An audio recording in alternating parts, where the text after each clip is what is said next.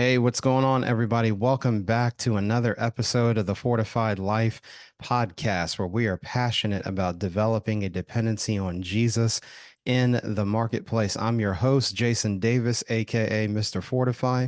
Every week, we have the opportunity to bring on authors, CEOs, coaches, those who are also passionate about putting God back in business. Welcome to another tools and resources episode. So, you obviously get a chance to learn about business owners, influencers, about what God is doing in their life and business. But in our tools and resources episodes, we go under the hood and talk about something that will help you today in your business or in your career. And today we have a powerful, when I tell you powerful, I've only been able to talk to her in little segments. And you know those people that when you talk to them, it only takes them about 10 minutes before you're smiling. You feel like you want to run around the room having a revival at church. Well, Karen is that type of person. Let me introduce her to you. Karen Swain is not just an expert in entrepreneurship and government contracting. She is also known for her authentic, relatable, and down to earth speaking style. With over 15 years of experience, Karen has walked the entrepreneurial path firsthand, facing the same challenges and opportunities her audience encounters. Driven by a genuine passion for helping others succeed, Karen combines her practical experience with a warm, approachable demeanor to connect with audiences on a personal level. Whether she is sharing stories of her own journey or delivering expert insights, Karen delivers content that resonates deeply and leaves a lasting impact. Known for her ability to break down complex concepts into digestible insights, Karen ensures that attendees, regardless of their background and experience, walk away feeling empowered and equipped to take their next steps in the entrepreneurship or government contracting journey. Ladies and gentlemen, welcome to the Fortified Life, Karen Swain. Karen, what is going on? Thank you, Jason. Thank you. Thank you. So excited. I'm Excited. excited too. Yeah, excited to talk to your audience. I'm more than appreciative of you and congratulations on all the success of your podcast. So let's uh let's dig in.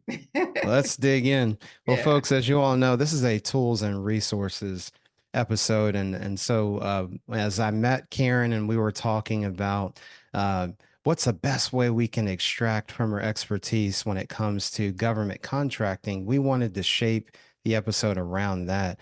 So, Karen, let's kind of start there. There's a lot of different types of businesses and industries and whatnot. So just before we dive into like nuts and bolts, first, why government contracting? Why is that? Why should that be an option that people consider? Well, I will tell you that if you are a small business owner or you are thinking about becoming a small business owner and you do not consider the United States federal government as one of your customers, you're doing yourself a disservice. And the reason for that is a couple things. The federal government is the largest buyer in the world. You guys probably have heard that, your audiences have heard that, but it is the truth. There is no other customer as large as the United States federal government. They literally buy everything that is legal. I'll put that out there. That is legal. And when I say everything, I mean things that you wouldn't think of, like, I mean, we know some of the probably the obvious. We know they buy technology services and project management services and those bigger ticket items. But a lot of folks don't even know that they buy wigs, toupees, prosthetics, wellness services, yoga services, gym management and ownership services, right? Not ownership, but gym management services. Why? Because you have the military. Mhm. Military have bases. Those bases are like little cities. They have the same thing we have. They have hospitals and gyms and hair salons and barbershops and all of those kinds of services that are offered to our troops and our troops' families, they are contracted out. So whether you are, in health and beauty or you are in cybersecurity, the government buys those products and services. Now, how much of that they buy is what you want to really start to understand, Mm. to determine if this is a service that you can offer and really eat for the rest of your life, really make millions in it, or if you can, or if you're just making 20, 30,000, it's a small amount of revenue that you're bringing in. So that's what you want to understand and dissect. Absolutely, Karen. Thank you for that foundation. Mhm. And so understanding that the amount and that the government is such a large customer, then we start getting into, okay, they buy a lot of stuff. And I'll never forget what you told me, Karen. You're like, if you could do business with the US government, you could do business with Any anyone. But anyone. it looks a little bit different from what maybe I don't want to say traditional, but they have some expectations. So talk to us about what they would expect, or what the business owner can expect, or what the government entity is Mhm. expecting you to provide from a proposal perspective, Mhm. budget. Break that down for us. That was one of the most powerful things that you shared with me, and Yeah, people need to know this. they do. I'm going to use a term with you called procurement readiness. Okay, Mhm. procurement readiness is a process that any small business will have to go through, and I don't care if you're selling your services to the government or not. Having all of the components to get yourself in a position to contract with the customer is procurement readiness. Infrastructure, your operational infrastructure is in place. The timing of when you need to bring on key personnel, like a COO, a contracts manager, that program manager. Your financial infrastructure is in place. Your accounting is in place. Um, Timekeeping systems are in place, knowing which platforms and which software to go into, understanding how to design and build your chart of accounts up front to support the type of customer. In the federal government, there are certain costs that are unallowable that we're not allowed to charge the government. So you've got to know how to set that up in the beginning. So procurement readiness is really what the government expects of you when you come in to say, hey, I'm going to sign on the dotted line and accept this 100,000 or $1 million or $10 million contract. The expectation is that you know how to handle this contract and you have the appropriate processes, platforms, and systems in place to support that. Is you have to Mm. pay for, all of your indirect costs. You've got salaries that have to be paid. You've got, um, all types of expenses related to overhead and general administrative and that kind of thing. So you have to be positioned to do government contracting. Mm. It's all about the readiness, folks. All about Karen, readiness. this is the perfect setup, Karen, because one of the one of the ways to start going down this path of learning how to do that, we're going to talk about what you specifically are doing, but Yeah, also a program that is offered, the 8A program. And Karen, this was like, I remember when you were telling me, I was like, how come more people don't I know. know about this? So it just tell us what the 8A program is, and how to even go about applying for it, and what the journey looks like. Because it's not like, sometimes some of these coaching programs, oh, I did 6 months and here I am. This is not like that. So the 8A program is a small business development program, okay, that is administered by the SBA, the Small Business Administration. And that means that you have to go through the SBA to get certified. It is a 9-year program, so it is not a program that's forever.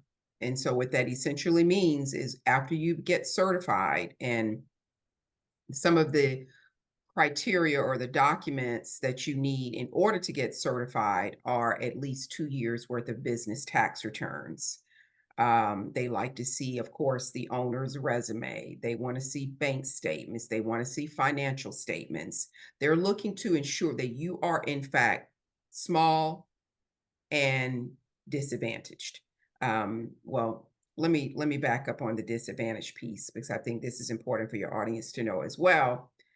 Considering the fact that we are upon an election, the 8A program prior to last year, 2023, used to be a small disadvantaged business program.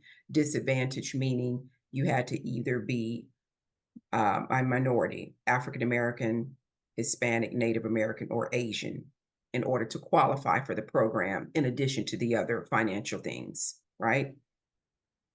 Well, a lawsuit was filed last year by a Caucasian woman that in the state of Tennessee that essentially said that it is, illegal, unlawful, whatever the appropriate term is, to say that someone is disadvantaged in this country solely based upon race.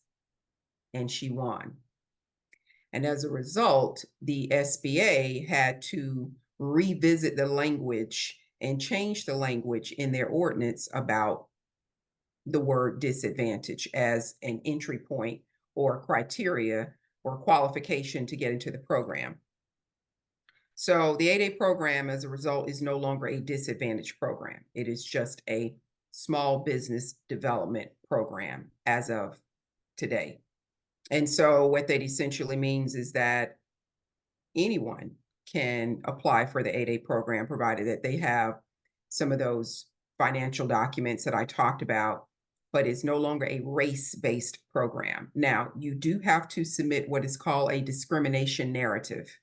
And that is, you have to explain and articulate with your application sort of the who, what, when, where, how, and why you have been discriminated in this country.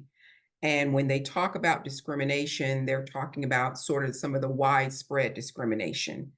So they're going to take a look at it. You will get assigned an SBA rep that will look at your entire packet, and they will determine if your discrimination narrative is strong enough to support what they're looking for, in addition to all the other financial documents and checklists that you have to have. So that handles the criteria and what you need to get into the program. Now, once you get certified, you have 9 years to do what we call receive sole source contracts. Sole source, SOLE, source, SOURCE. A synonymous term for sole source is non-competitive. So Mm. basically, the federal agencies are allowed to sole source contracts to 8A certified firms up to a maximum of $4 million per contract. They don't limit you on the number of contracts that you can have. They limit you on the contract value. So you can have Mm. 20 of them if you want at one time, right?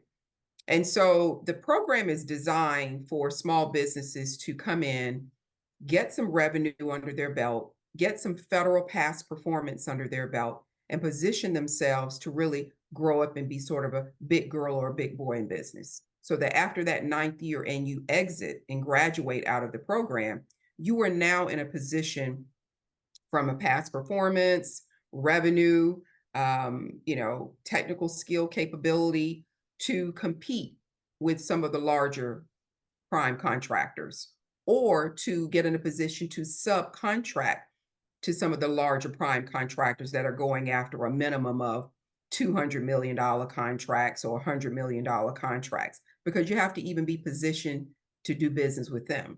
Mm. I'm an ex Deloitte, you know, IBMer, Bearing Point consultant.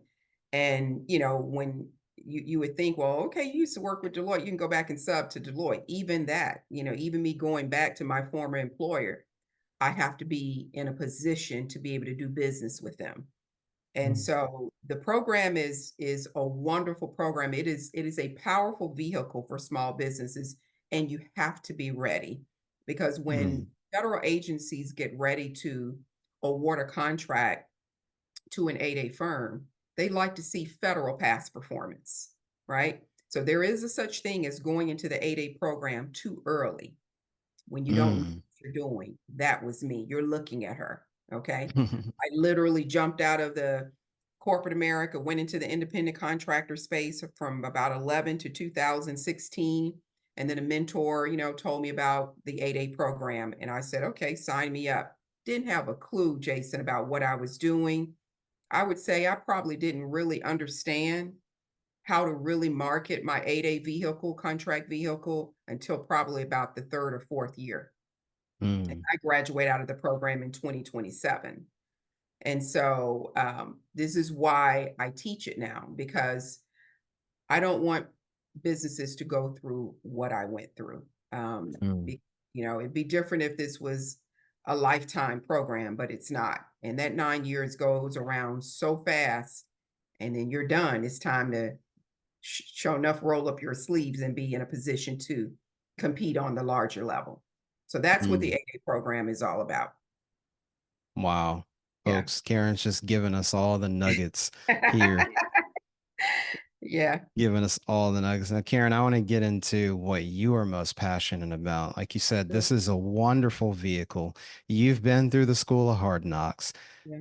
So, one of the questions that is probably coming to mind to people is, all right, how do I transition and Mm, into going down this path? Well, folks, that's where we meet someone like Karen. So, Karen, talk about what it is that you are building to create the next generation of government contract, or what I believe anyways, the next generation of government contractors, and really just you building an army of people doing business with excellence. yeah. Well, I thank you for that, Jason. I during COVID, Hmm. as we all did, had a little time on our hands, a little extra time. And so I developed a course called Government Contracting Simplified. 6 modules, about a 6-week self-paced online course to help introduce government contracting to new business owners, those individuals that are still in corporate America wanting to transition out within the next, say, couple of years or so. But what I quickly realized after I took the course, got a lot of feedback from students, was the implementation, the how to, what I call it in government contracting, is really what's missing. It's one thing to tell Mm, people the mechanics, what to do, here are the rules of the game, but teaching you how to play the game is a different level of commitment and intimacy with each business owner. mm, You really and truly need your hand held. You need somebody to hold your hand and usher you in and expose you to resources, relationships, different, uh, platforms and subscriptions and the how we do business. mm, Open up the coffins and show me how you do it, Karen.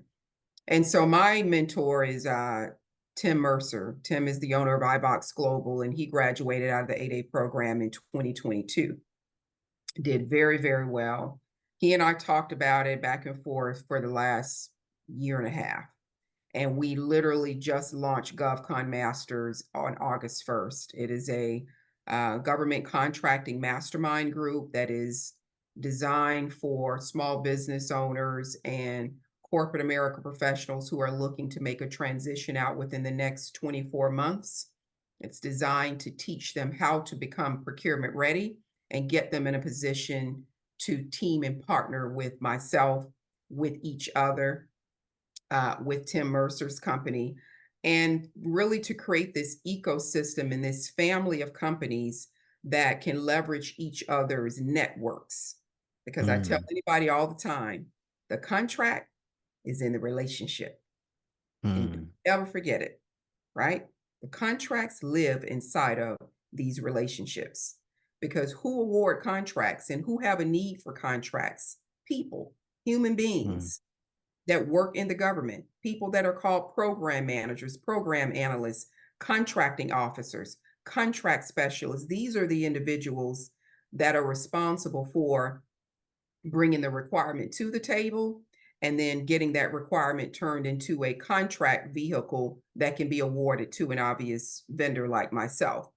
And so knowing who those folks are, establishing relationships with them, understanding their needs is where the contracts lie. Mm, So that's what GovCon Masters is about. We have about 16 or 17 companies in there already. uh, Wide range of service offerings from clinical research providers to cybersecurity professionals. We've got a couple of folks in the health and wellness space. So it's been the kickoff from August 1st till today has been incredible. And I think that they're going to get a lot of value from this. It's not easy because I'm running my own government contracting company. But I mhm, know that to invest in others the way we are will pay off because we're going to create teaming partners and we're going to bring the government agencies, companies that are ready, that they don't have to worry about, oh my goodness, what happens if we award this contract to them and they mess it up? Because they're mhm, just, uneducated is really all it is. I wish they I wish they teach this stuff in college because a lot of students today are very entrepreneurial minded and they don't have aspirations to go to corporate America. Not everyone does. And government contracting is a very, very viable place for even a young adult to get started. mm. Yeah. Wow. Yeah. My goodness, Karen, just peeling back the curtain. Yeah. One thing that was really powerful, Karen, that you and I were talking about before is you have people that are a service-based business or they may have a physical product. And I like how you kind of brought it back. You said, well, Jason, it's still the little things still matter because like you mentioned, even in the military they need hair care too, so you have all the way from the beauty side of the house to maybe on the software Yeah. side. And Yeah. so if people are racking their brain around, well, maybe that sounds like a better fit for a product-based business or a service-based business, but just kind of elaborate on that no matter what side of the spectrum you're on, the what's needed to go into making the decision to enter the program and government contracting. Yeah. So the government buys both products and professional services. It really just depends on as a business owner where you want to play. They are Mhm, two totally different business models. Um, on the product side, which is Tim Mercer's side, the product side of the house, the federal agencies are wanting you to obviously understand the requirement, source for the product. That means that you got to get, good pricing from the mhm, distributor and then turn around and put an appropriate markup on top of that and sell it back to that federal agency. Now, the challenge oftentimes with small businesses getting into the product space is this. In a lot of cases, but not in all, but in a lot of cases, when you're getting started, you are going to have to pay for that product up front. mhm, That product is drop shipped to the customer, that agency. They have to receive it, make sure it's in good working condition and in order, and then you invoice.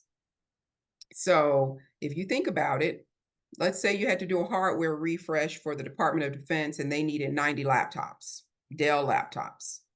All right.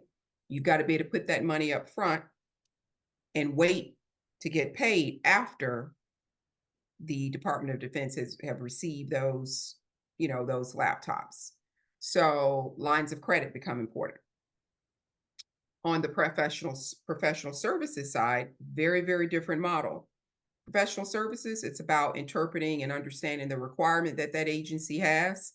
They are implementing, I'll take an easy one, like the one I did, NASA. That was my very first contract in the federal space after I got 8A certified. We did NASA's entire uh, Microsoft Office 365 cloud migration for the entire agency. We took about 65,000 employees and contractors from on premise to the cloud.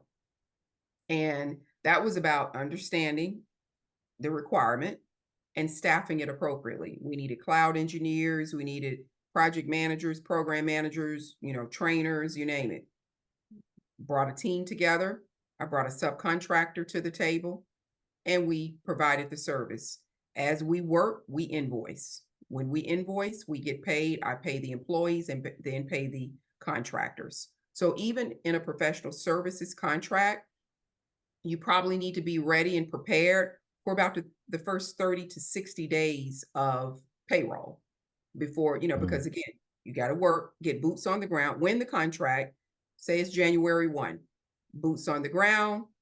We work 30 days. We invoice January 30th.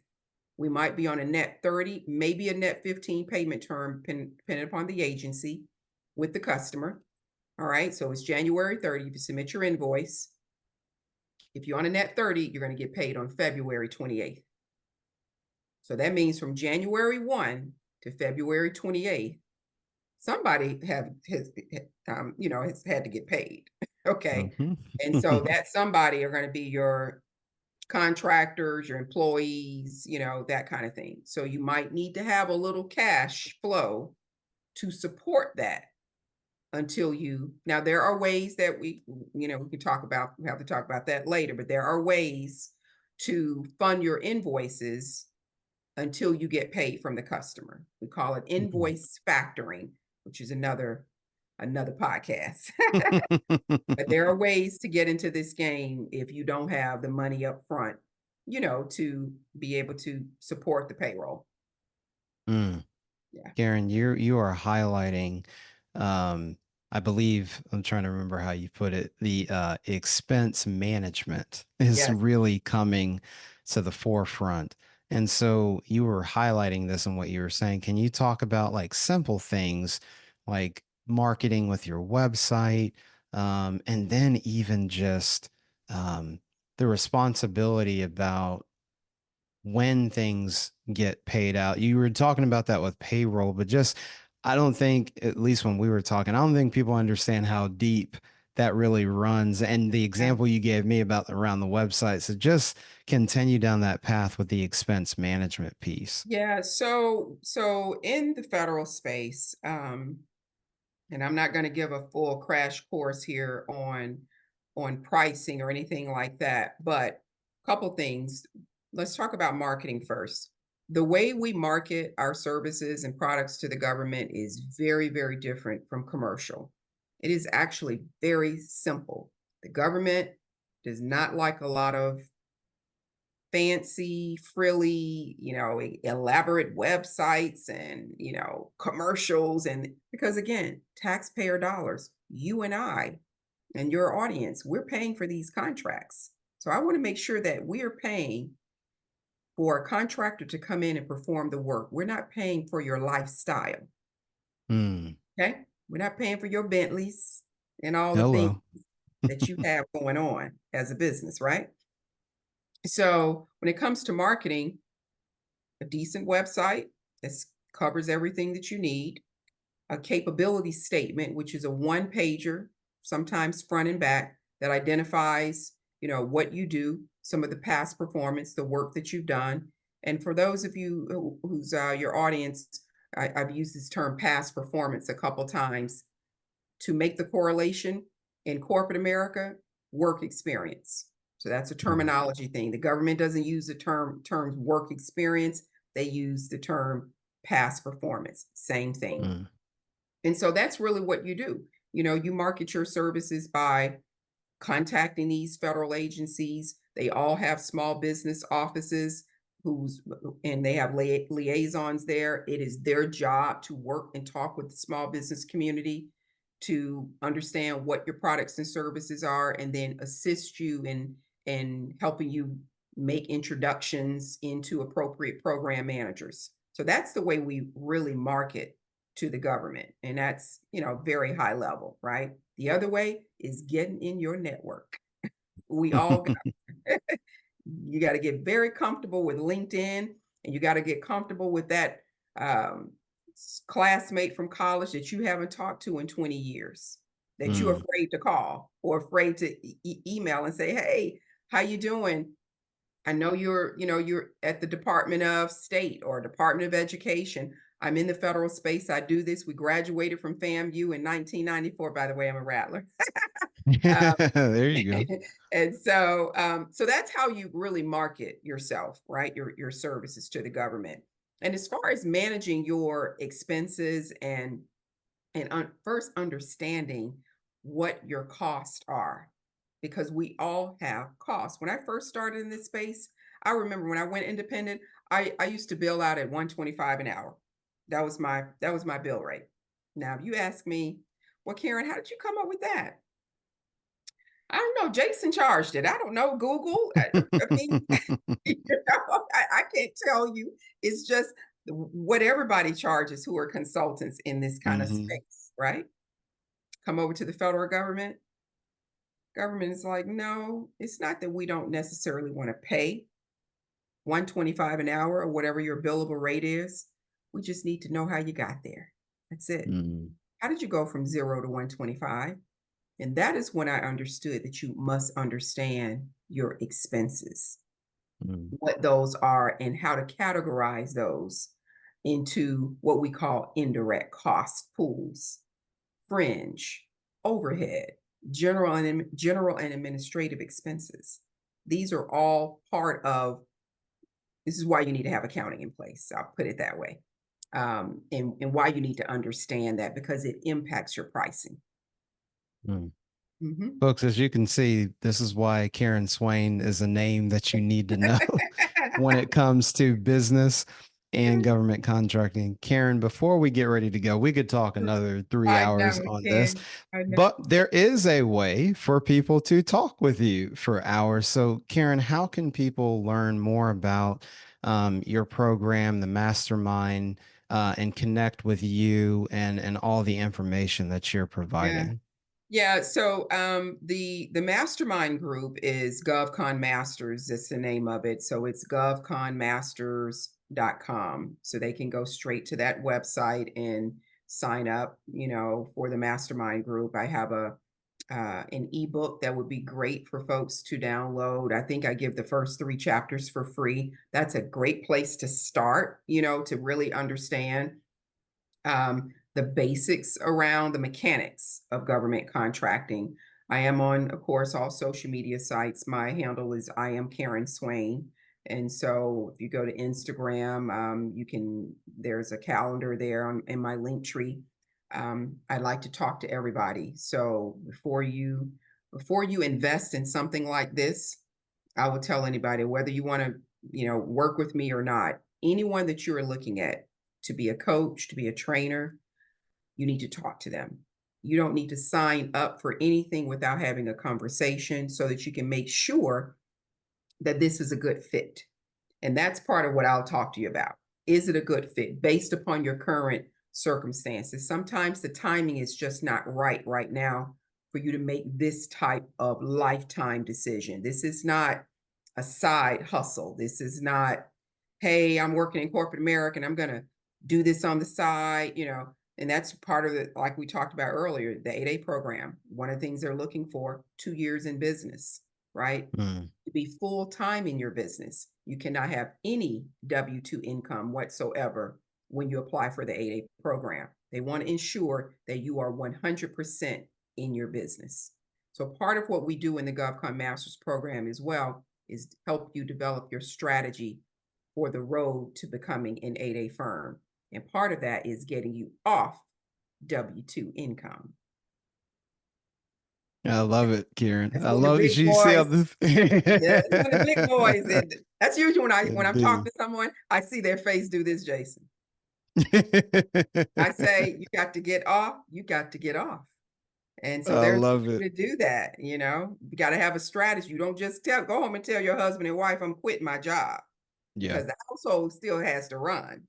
But Right. there's a way to transition out and get into 1099 and so on and so forth. So that's it. I love it. Karen, you have poured wisdom into us. We have learned about things that we did not know. Just one quick thing that just came to me as we were talking.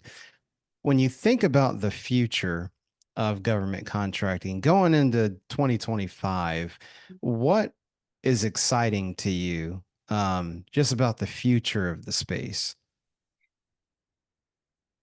Ah, this election is so important. I mean, I can't even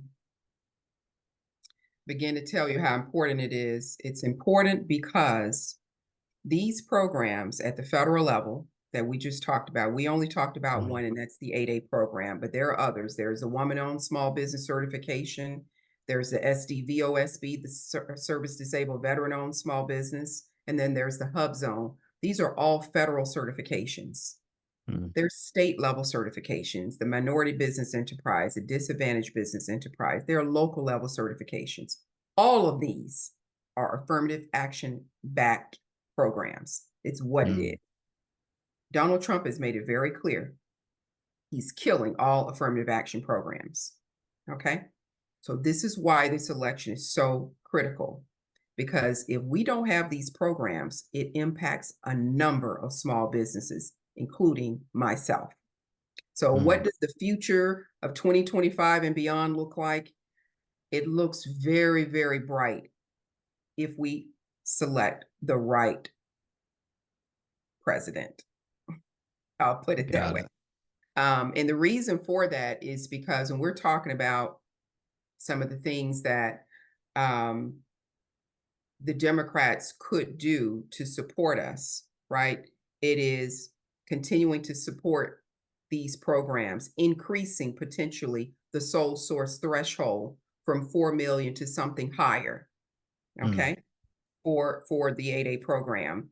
Um, Allowing teaming partners, get getting large primes and small businesses into teaming relationships and allowing different platforms and different organizations to support that.